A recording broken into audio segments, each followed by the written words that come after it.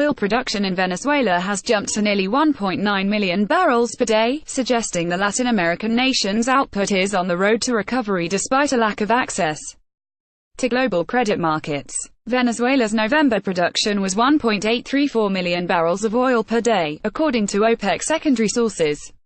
Staterun PDVSA has previously vowed that 2018 would bring total output to over 2.4 million barrels per day, but the progress on meeting this goal is difficult to evaluate.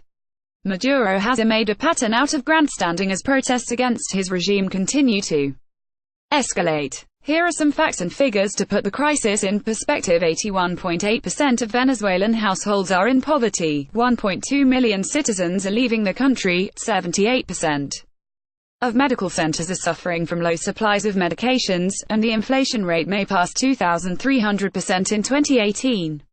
All of this caused largely by oil revenues that have been cut in half, as well as shortages of gasoline. The year 2018 will be one of recovery, after having touched a historic low. We are now near 1.9 million barrels of oil per day, thanks to the workers, said Manuel Quevedo, oil minister and military general, speaking in a television interview, Reuters reported. U.S. sanctions have also made it difficult for the PDVSA to maintain its operations. The Trump administration's newest provisions prevent Citgo, the company's U.S. subsidiary, from repatriating any earnings.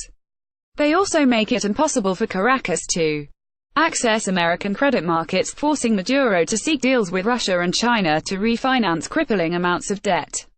OPEC's crude oil production remained largely unchanged from November and December, but that was mostly thanks to a 50,000 barrels of oil per day decline in Venezuela's production, as well as further cuts in Saudi Arabia, a Bloomberg survey of ship tracking data, analyst opinions, and company information suggested earlier this month. By Zainab Kalkatawala for oilprice.com or top reads from oilprice.com.